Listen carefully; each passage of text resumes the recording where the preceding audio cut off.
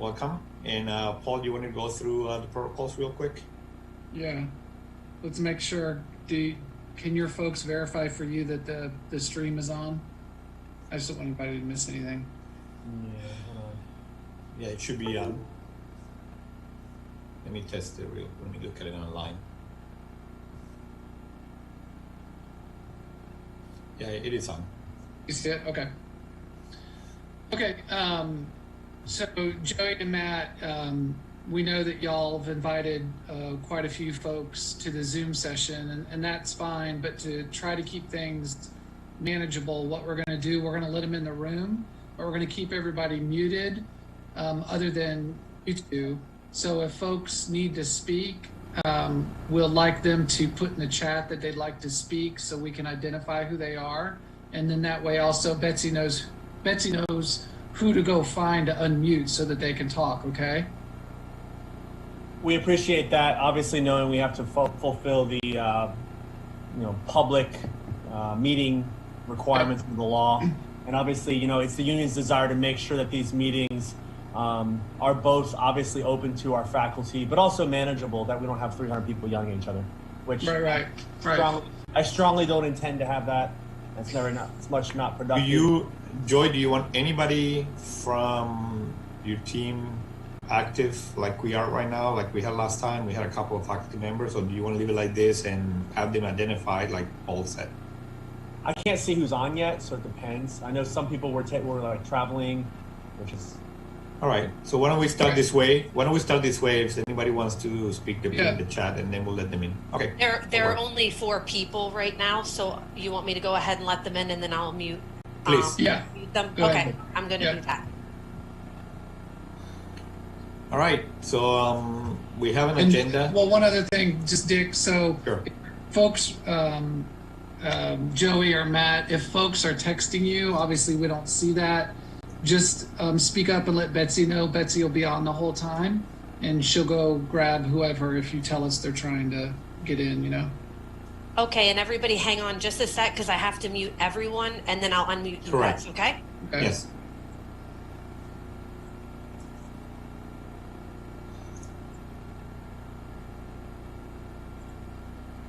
Okay, Dick, I unmuted you. Joey. Oh, wait. Yep, okay. Lisa, you're unmuted. Paul, you're unmuted. Let's see. Oh, where's Matt? Did he fall off? He's he's there. He's right here. Oh. Killian. Huh. That's funny. I don't see him on my list. He's in the M's. Okay. MK. Okay, hang on. I got a couple more people that are in the waiting room, so let me admit them real quick. Lisa, do the participants show up in the participants list alpha by first name? Depends on how they've come in. Depends on how they came in. So you can, but you can search for people, right? In the you can search under the find participant. Yeah. Oh yeah, okay. I see that now. Perfect. Okay. All right.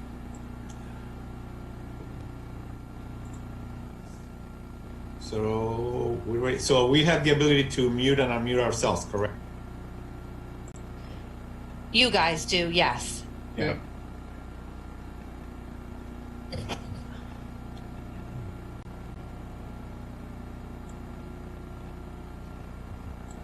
But see, I don't think Matthew, did you mute yourself or?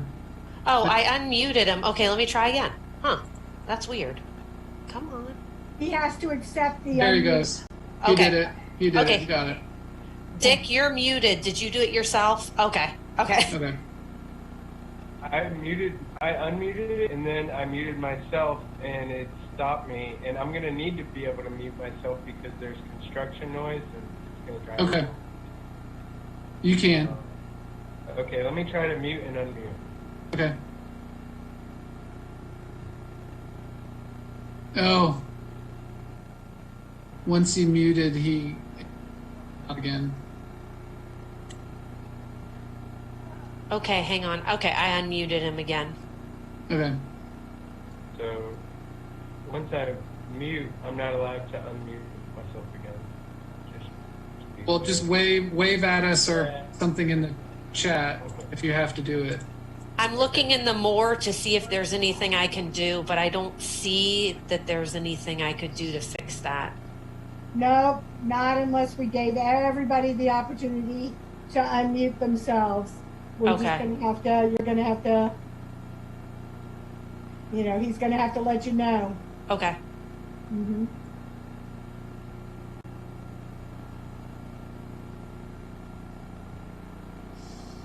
I'm not seeing. Oh, there's the chat. There I see it. Okay, perfect. Not just for. I can just use the chat too. So.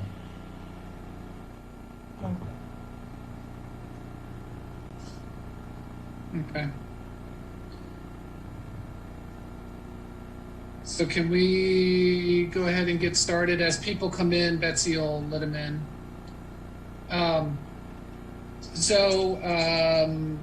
So Joey and Matt, I sent you guys last week a proposed agenda, the progress chart, and minutes from last meeting.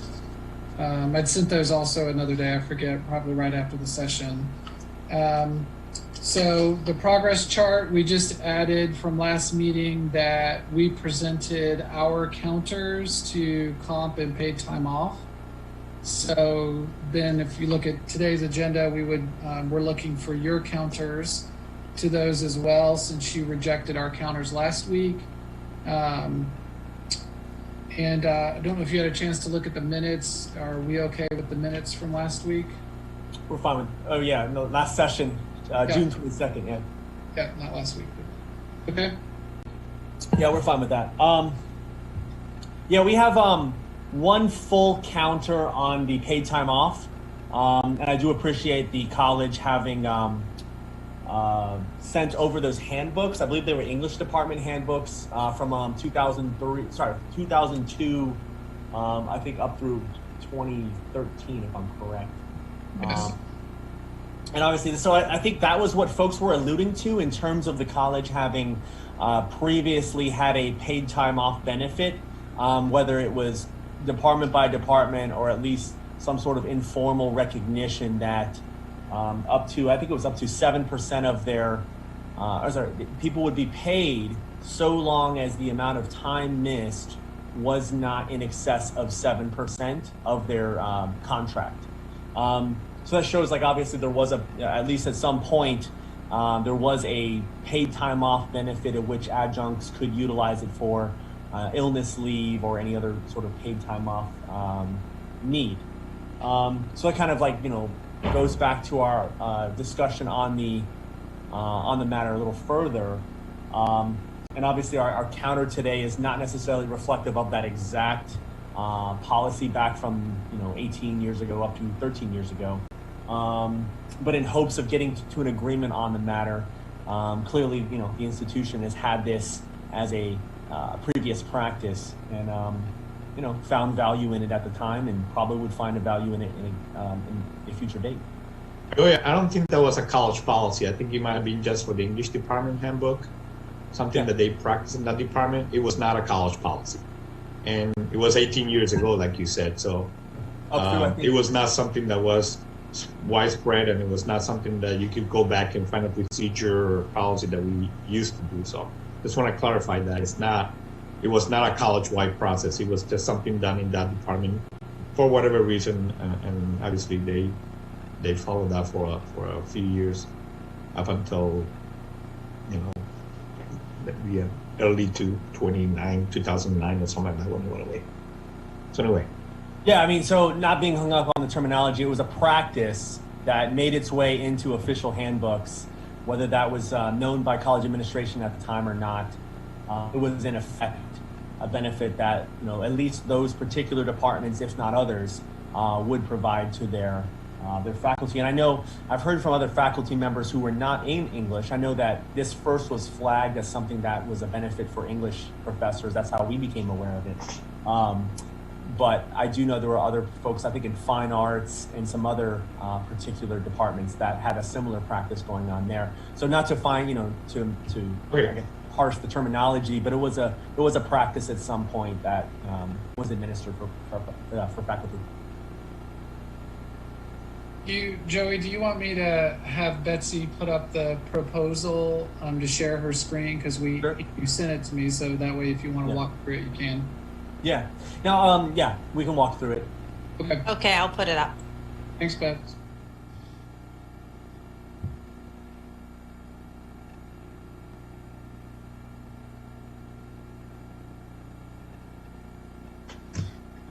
I do want to flag. We have the cup. I had asked in my email on June 22nd around amendments to the Article 1 recognition article.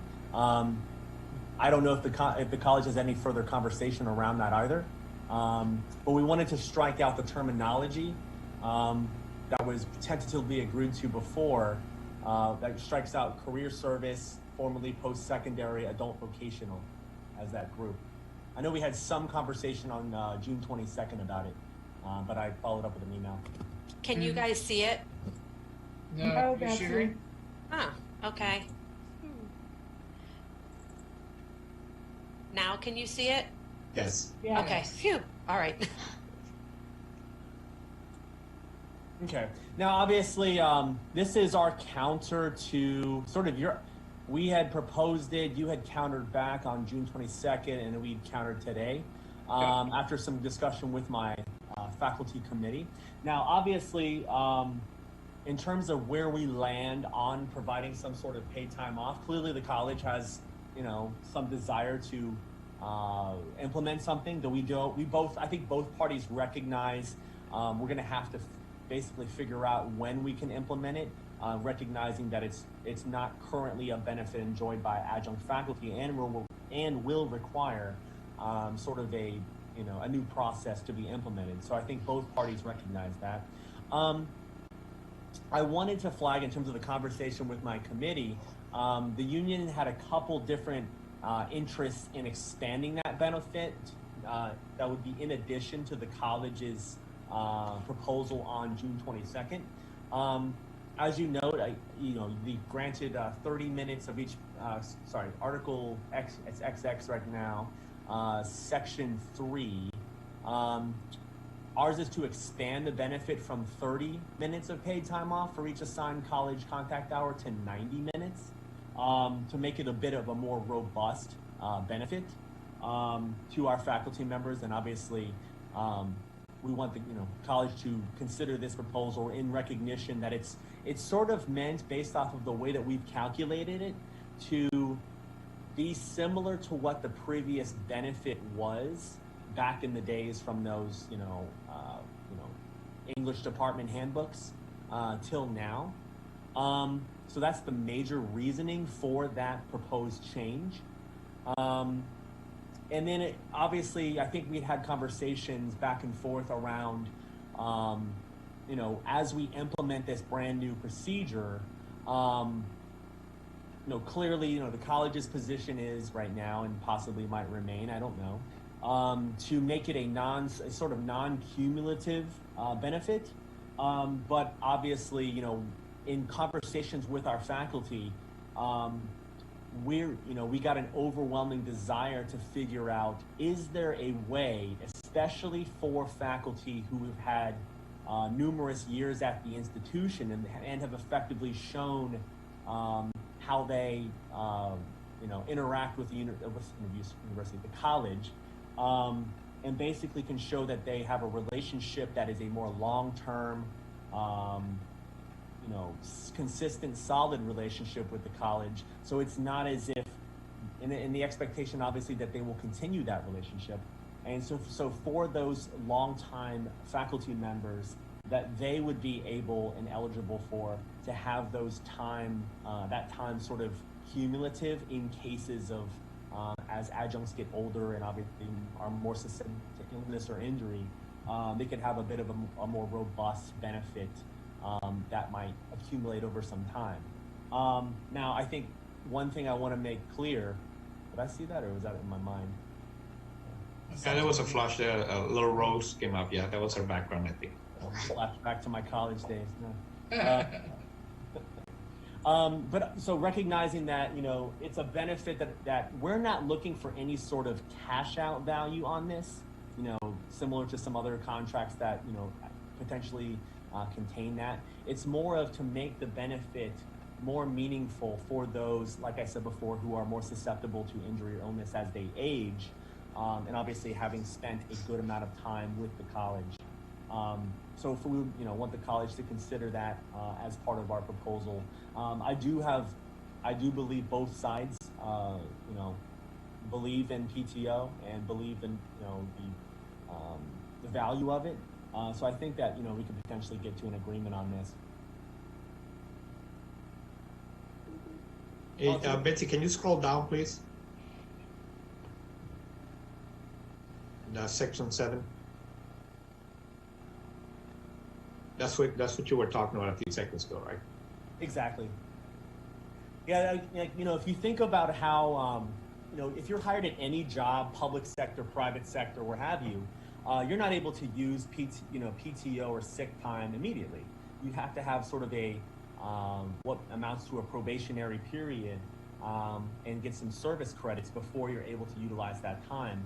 Now, for the number we put was to recognize that faculty member who taught consecutively, meaning they haven't taken any years off. It's not about semesters off. Those folks would have effectively served that time. Joey, I have a question in understanding this because I don't understand the difference between Section 3B, where you have any earned PTO must be used during the academic year that it is earned for anybody. And then Section 7, where it says, you'll scroll down, Betsy, it says they can use PTO from semester to semester. So I don't understand how that is different.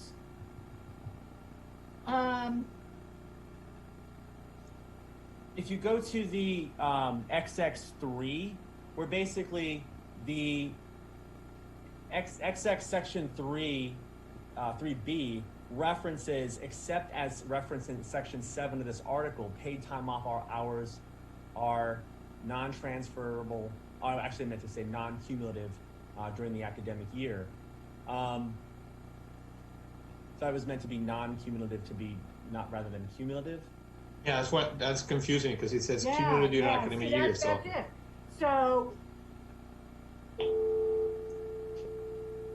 So is what you're, I'm trying to understand your proposal. Is your proposal that it only becomes cumulative after the person has been here for 3 years and taught for 3 years? And at least one course? Yes. Or is it cumulative in an academic year? And then I don't understand. So think of it this way.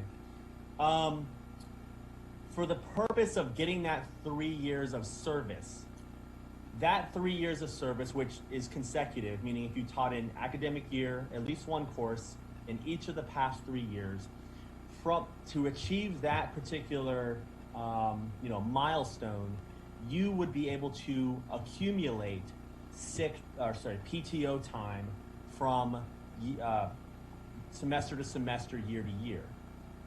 Absent that, if you are not able to have secured that 3-year milestone, you would not be able to accumulate that from year to year. But you could from term to term within a year? No, from term to term. So basically, if it's your first semester or you had a break in your service, you would effectively it would be treated as a semester, start of semester, end of semester benefit, and that's it. Until you that milestone of 3 consecutive years. And the milestone is they have to have taught one course in each of the 3 years? Exactly. So they could have 2 semesters where they're out. They could teach in the fall, not teach spring, summer, and come back next fall, and that would count. Yes. Okay. That's not how our systems work. But even that, this B also, it says Yeah. paid time off are non-transferable and cumulative during one academic year. So Right. I don't. If you start the part with saying except for reference section 7, you can't have it both ways. Basically, that's what I'm saying. Right. It cannot be cumulative every day, every year, every academic year, but then also have it the exception on number 7. Yeah. So put it this way. So for those folks who either have had a break in service where they haven't taught each of the past 3 years, they would not be able to accumulate from semester to semester, and then by virtue of that, from year to year, any PTO. That's not what B3. That's not what he says, though. Sure, and I'll rewrite it. But here, the intent behind that would be for those who have been the consistent faculty members from year to year to year, have always taught, or presumably consistently taught at Seminole State. And you're correct that that might be them teaching only summer, or only fall, or only spring, or some combination of that. But the intent is to basically recognize those folks who are consistent known entities to the college, and they remain consistent known entities to the college, get a benefit that's more cumulative. So all they have to do is teach one course per year, and they're good to go for the next 3 years. No. They have to keep teaching. Yeah, that's what I'm saying. One course per year for 3 years. Yeah, think of it this way. If I teach one course, I just happen to have the availability to only teach fall every single year. I teach fall 2020, 21, 22, 23. I got you. One course. All they need to do is one course. So basically, in a period of 3 years, you can teach 3 courses, and you start accumulating. Okay. Therefore, we find value in that, which I'm sure you do. Well, I'm thinking of it this way: the institution might find value in it, in that it actually would lead people to not potentially, earn it and burn it the way, which employers often fear when implementing any sort of paid time off proposal. Okay. I think I now understand. Then I have another question. Sure. In the front part of section 3, you have crossed out credit. So it says college, it would now read college contact hour? Yeah, I think that was to be consistent, because we wanted to, number one, as I referenced before, include those non-credit hour folks, to include them in the unit, and we wouldn't want this benefit to not qualify them. Oh, okay. That's just that's just to be consistent with those who teach college credit courses and non-credit courses. So that's the intent, is that it would apply to everyone, not just college credit. Exactly. But in 3, because the way it's written and is referring to college credit, that's why we use contact hour. But some of those non-college credit are clock hours, right, Lisa? Correct.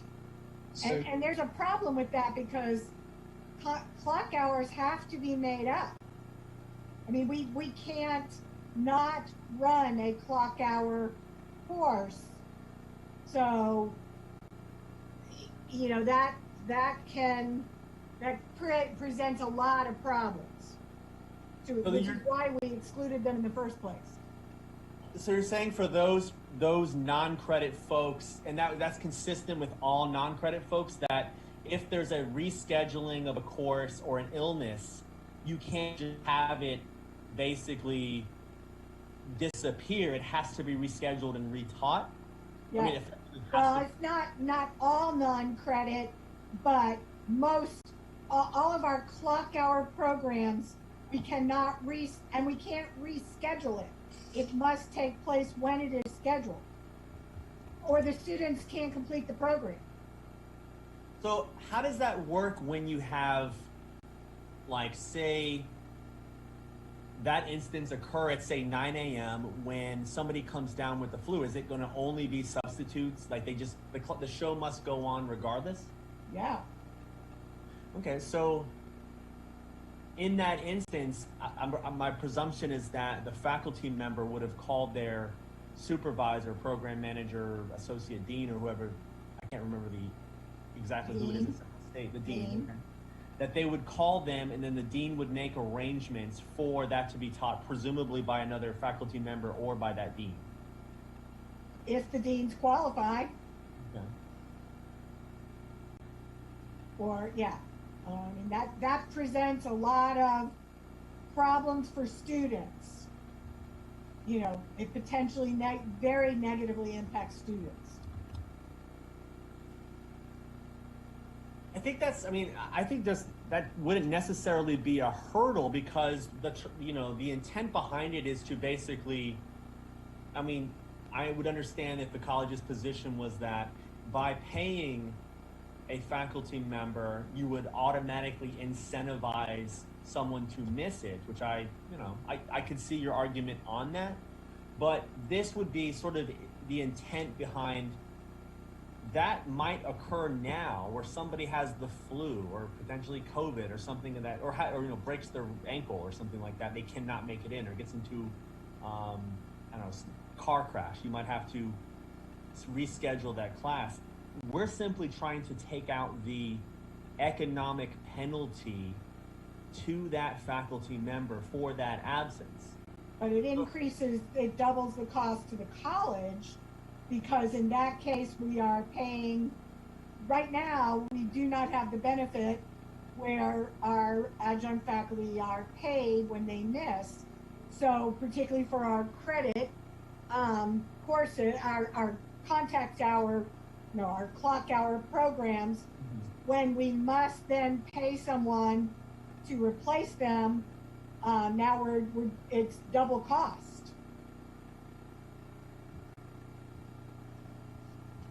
So I think in that instance, we might need to have a sort of a separate section on clock hour programs, and kind of dictate a sort of specific to that group of workers, clauses regarding them. Okay. Well, we'll look at this and we'll give you a counter anyway. We have it on our side now. So, anything else on this particular article that you want to talk about? Any other questions we have? Well, I had one question on going back to for a moment regarding the benefit for accumulating. But just to recap, as I understand it, Joey, there's no accumulation until you reach the milestone in Section 7. Yes. So, okay. Yeah, that's the intent behind it. It's basically like our committee, in our conversations we've had about this, everyone recognizes that if you're potentially a new faculty member, that you kind of have to serve sort of a probationary period, right? The college wants to know who you are, and the other faculty members obviously recognize that they haven't earned that same benefit. And then for those who potentially might, and we see the efficacy of having a benefit where if you only teach once every 2 years, one class, that is an administrative burden to SSC to have to carry what that benefit is, because you might have even cleared them out of your computer system at that point, or maybe just not even recognize them as having were still taught at the institution. This is basically to kind of identify some level of those who are most tethered to the institution and are likely to be so going forward. Okay. So let's say, going back to your hypothetical, that we have adjunct faculty member who teaches fall 20, fall 21, and fall 22, 3 falls in a row. According to Section 7, they would now receive the benefit of cumulative PTO during an academic year, how long does that benefit last for that faculty member? So let's say that same faculty member teaches 20, 21, 22 in the fall, gets the benefit, and then doesn't teach again until, 24. Or fall of 24 or skips a year. Once you earn that accumulation benefit, do you always get it? You always keep it? I think from our perspective, you'd have to maintain your consistent work relationship with the institution. So the test in section 7 then is a rolling test. We do a look back every term that they teach. We do a look back to say, have you taught for the 3? Yes. Okay. Yes. And I think for most people, that's going to be relatively simple because most are consistent. You'll have them every semester, at least a class.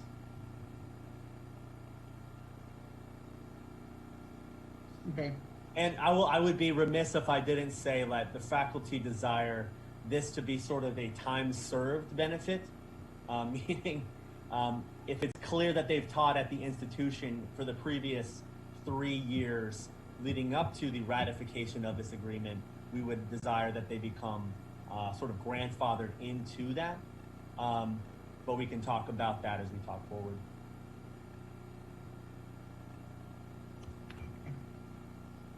The intent is to basically, these folks, they know the institution, their work ethic, what they are, their likelihood of, being absent. Many of them never miss a single course.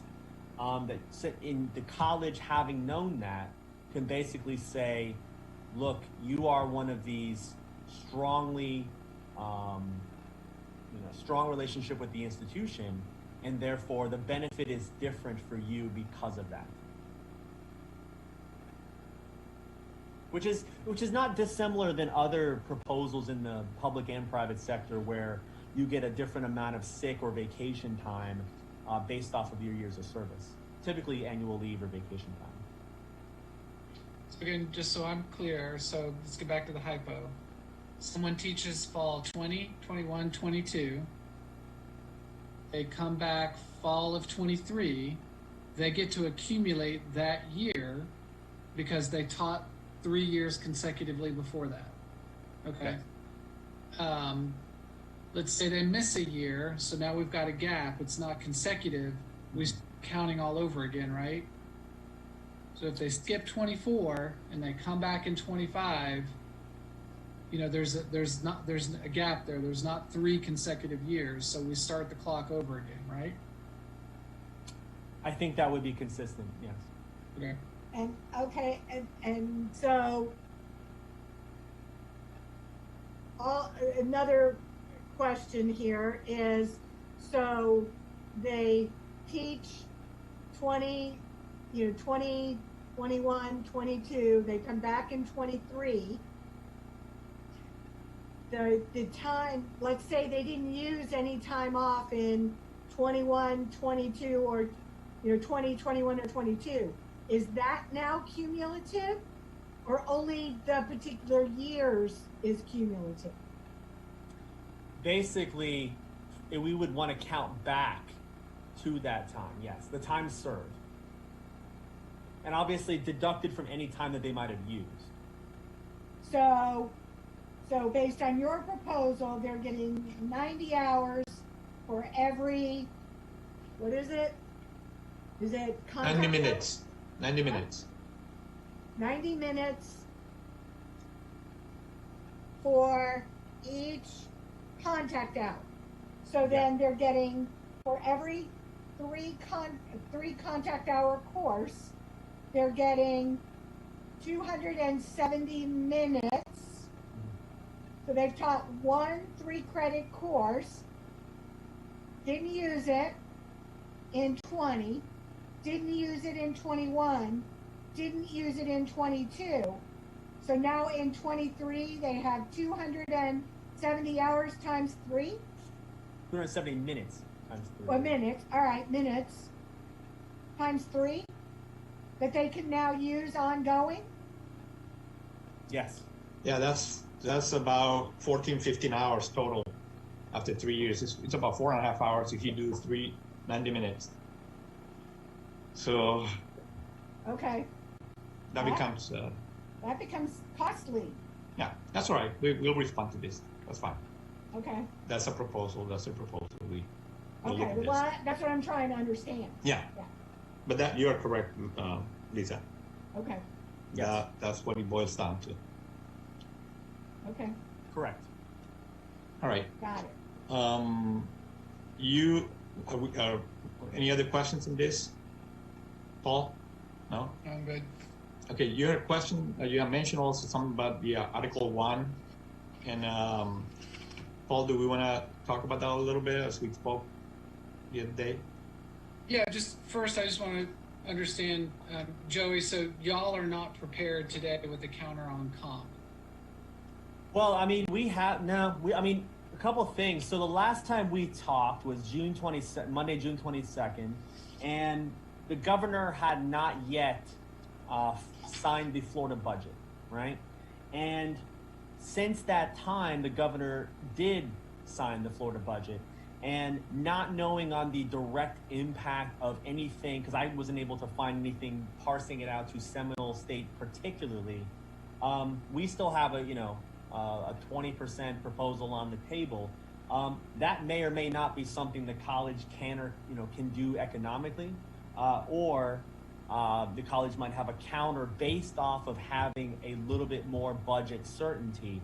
Now, I will say we recognize that FTEs are likely down at Seminole State. I think the last time we talked, I think you had said between 18 and 20%. Well, we're still in the middle of that, but if I may, let me give you a couple of days. Number one, we gave you a counter and that 20%, so that's what stands on the table right now.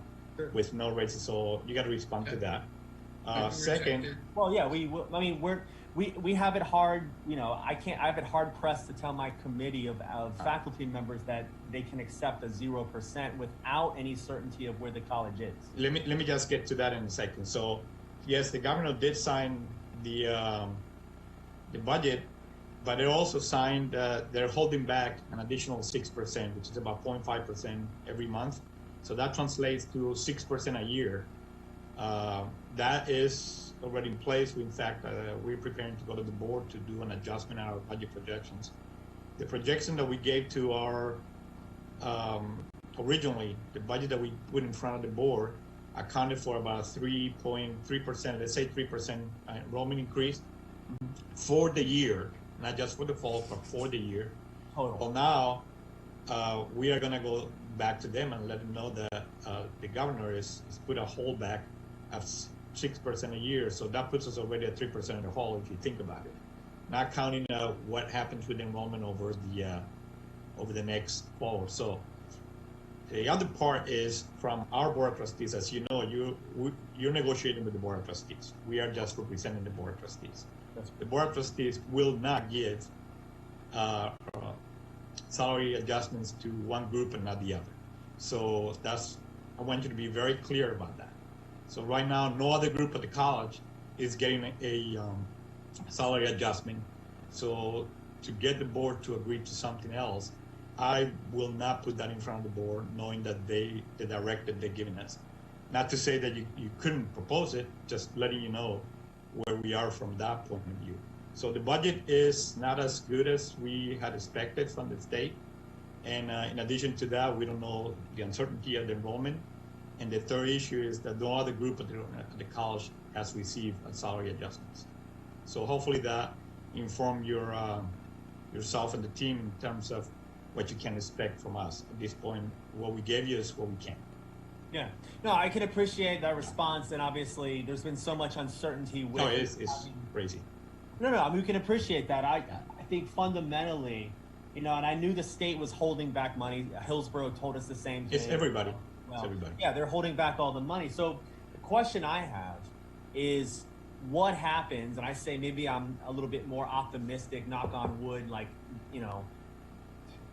thing will be sorted out sooner rather than later, that the state decides to release those funds to all of the FCS in university system institutions that basically gives the college a lot more budget certainty than currently exists.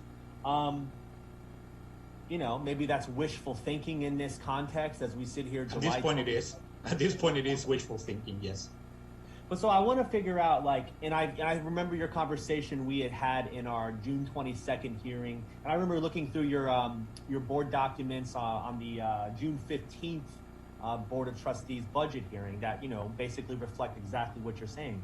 So what I'm looking for is, obviously now you've effectively told me that there is no change from the college's position to this point. Maybe I was, again, a little bit more optimistic and hopeful that something had kind of broke in our favor after not having anything break in our favor, and I say our favor, meaning our collective favor, from this year at any point right now. So for us, it's trying to figure out, I guess I do have a question regarding that. So with any of your other, well, there's only one other bargaining group at Seminole State, which is the UFF. Do they have any sort of language that would basically if X happens to budget, whether that's the state releases additional funding, the feds throw some more money to the state, that there's then delivered. No. There's no trigger language. No. There isn't any. We're looking to do is just reopeners, and when we do our regular budget, we'll reopen. Like you would expect, SAW is always a reopener. It's in every contract. So Joey, that's what it is. we bargained with UFF in May, and unfortunately, because of the budget circumstances, did not agree on a raise. And UFF has ratified that, and we are taking that to our board in August. Okay, so I had seen some of the notes on that, but I hadn't heard of any fine or finality to that. So just to clarify, and I think Dick just said it, there's no sort of trigger language. If X happens, there's a reopener. No. Nothing. Federal, state, nothing. Okay. If No. enrollment goes up, there's a reopener. No. Nothing. No. We're trying to be honest with you, Joey. I mean, there's no. We can guess at this point, and you're right. The uncertainty is all over the place, and it'll be. To me, fiscally responsible for us to try to commit recurring dollars to something that we may not be able to afford in the future, which turns out into then layoffs and all kinds of other things, which are worse than not giving a raise, because then you end up with people not having a job, and that's not good. No, I mean, thing I think we would appreciate that. I mean, the other thing I think we should share with them is that since our last bargaining, the governor vetoed the Complete Florida Plus program, which include the Florida Virtual Campus and the Florida Academic Libraries Consortium. And as of right now, it looks like all of the 40 institutions in the state will need to absorb the cost for the essential services for those programs. And they're not cheap. They're not cheap. They're expensive. No, I just got the email about what our costs are going to be, and it's not pretty. Yeah. Are you able to spend any of that CARES money that came through back in March on those potential, put that in place to effectively help you through that going online more? No, you can't, because that is not a result of COVID. It was just a result of the governor vetoing. So it's not. It has no connection with the COVID at all. So we couldn't. Right. It was, it's a legislative cut. Legislative cuts. It's basically what it is, a legislative cut. So we cannot replace it with CARES Act money. Gotcha. Well, I meant more of I understand your point on that. It's more of recognizing that both COVID happened, obviously, and it caused the state to react in a way that we don't find helpful. And then obviously that work still needs to be maintained. I don't know how you can, either argue or not argue that could be utilized, but obviously, I wanted to explore that as a possible way to utilize that. Now, one thing, just to Dick's point around, obviously, the college having to make very specific decisions based off of revenue, both from the state and from tuition. Obviously, the slight majority of your funding comes from the state, and then right behind that is student tuition. So obviously, if there's not money coming in, it's hard to make those commitments. So in terms of us, having this conversation here and moving forward, one of the things we would like to explore, and obviously if the college is amenable to it, would be a reopener based off of if some of that funding is secured, whether that's this fiscal year or starting before the next fiscal year happens, potentially, March, April. But for us, we didn't know the certainty of where you were based off of funding. We had a gut feeling, which you've sort of, reinforced where we're at. And I completely agree with you. It would be something that the college wouldn't typically do is say, one group of employees, here's a blank percentage increase across the board, and then here another group of employees, here's pink slips. Right? We can appreciate, obviously, these are some of the decisions being made at administrations across the state and obviously in cities, counties, and other employers across the state, public and private. So we'll need to have some more conversation on our end on that. But I wanted to make sure I explored every possible avenue that the college either had in money coming in or the ability to utilize additional funds in a different way. Not at this time, so what you got is what we got. And we're trying to be transparent to you guys and let you know, and the college has sent emails and the agents have received those in terms of what the state is doing. Dick, so we also want to make sure they know that there is the budget workshop that all staff were provided, that we can get that link to Joey. He can share with the membership where we outline. That's right. You could actually watch it. Yeah, you can watch it yourself. It's something that we show every day. We had over 100 people watch it, so live. So definitely we can provide all the information. So you'll have the information we have. So working from the same point of view. As far as a reopening, let's when we get to the point of a contract, we'll talk about when see, Debbie saw it. Thank you, Debbie. So from the point of view of a reopener, it's just a matter when once we get to the end of this, we can always agree to reopen, articles as we see fit. So hopefully that gives you some information for you guys to take a look at where we're going with this. Yeah. So going back to the Article 1, Paul. Recognition. Yeah. So Joey, we have talked about it as well. So we recognize that the union under Chapter 447 can go out at any time to seek to bring in additional employees that they think have a community of interest to the union, and take that to PERC and move forward as appropriate with a vote and see what the people say.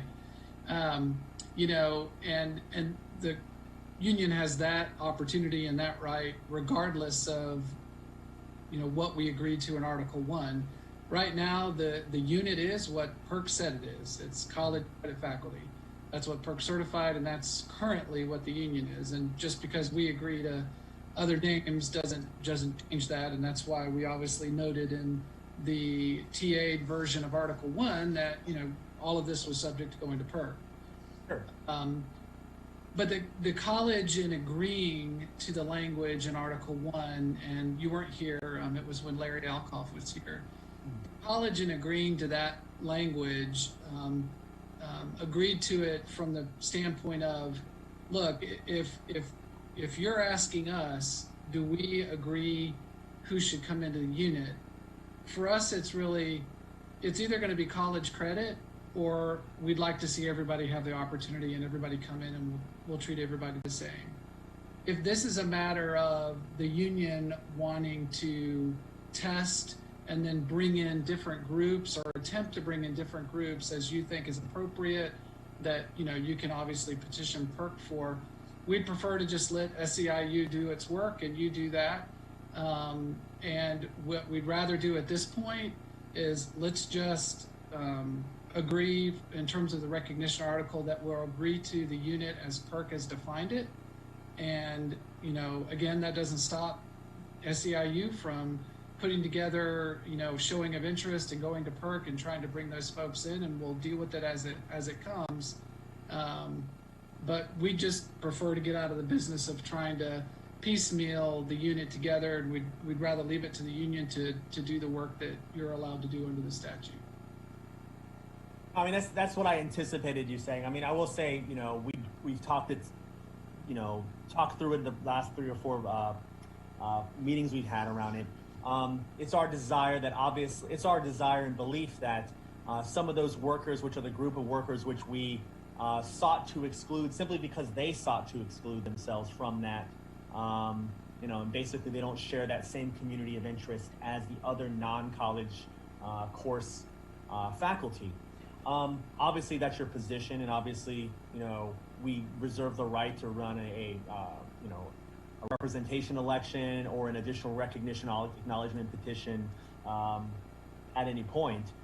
We were hoping the college would potentially just recognize our argument that those folks, wanted to carve themselves out of this, but yet the others who would be privy to it share much more of a community of interest with the workers who obviously certified their bargaining unit in 2018. Yeah, and I don't think the college is saying anything in terms of, I mean, we're not making value judgments on the community of interest standard or anything like that. What we're saying is, at the time that Larry put the proposal on the table, we basically, the college, were just saying, look, if you want to bring all adjuncts in, we can agree that you can go forward with the election if once you get everything you need to show to PERC. If since then, because we didn't poll staff, we didn't go out and ask them, what were you thinking? If SEIU has since learned that there are different groups, or some are saying, yeah, we're interested, some are saying no, we would rather not be in the business of trying to figure that out. We'd like to just take care of the unit as it's been defined by PERC. We'll leave it to SEIU to do the work that you're allowed to do and have the right to do under the statute. And if you get the showing of interest and go to PERC and want to have an election, then that's what we'll do, and we'll deal with it as it comes across. It also leaves it to SEIU to do this within your time frame. Of course. You've got other things going on, and you're having to, there's a lot of work that goes into that. We also don't want to dictate time frames. SEIU is going to do it on its own time. So we just think it's probably better at this point to let's just recognize the unit that we have, and then you can go forward with, whatever course you see as appropriate. Okay. We'll talk with our committee on this, but appreciate the response and the robust conversation of it. I do know, I'll leave it there for now. Appreciate the response. All right, so what we'll do is, so you're not planning on giving us a counter and the payment and the compensation? I'm not prepared to right now because we weren't sure if the state was able to administer that, I think the 6% you referenced, nor if enrollment had changed in a way upward that would have necessitated potentially coming back on our proposal. I can poll my membership if you want a response in the next, potential day, on a direct response to the, sort of the union wanted 20%. The college came back based off of what you were willing to commit with a 0%. What is something we can do within that? But obviously, anybody who's been at the table for long enough, it's almost impossible to get somebody to simply say, no increase, no hope of an increase. Even if the books are open in front of them, right? Yeah, but but the reality is the reality, right? So Sure. Yeah. So why don't we do this? Because even if we take a caucus right now, I think we need to do some work on this, PTO with the team. Yeah.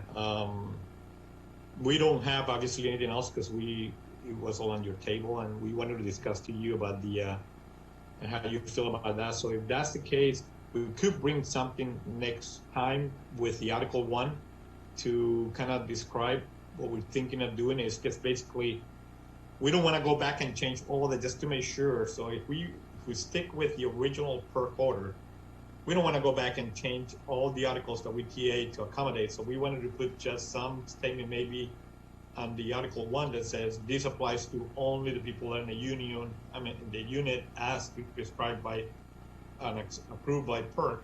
And that way we don't have to go clean up in the future when we bring, or you decide to bring, or we are able to bring some additional folks into the union, then we'll start applying those things by simply saying that it applies to the people in the union. Do you understand what I'm saying?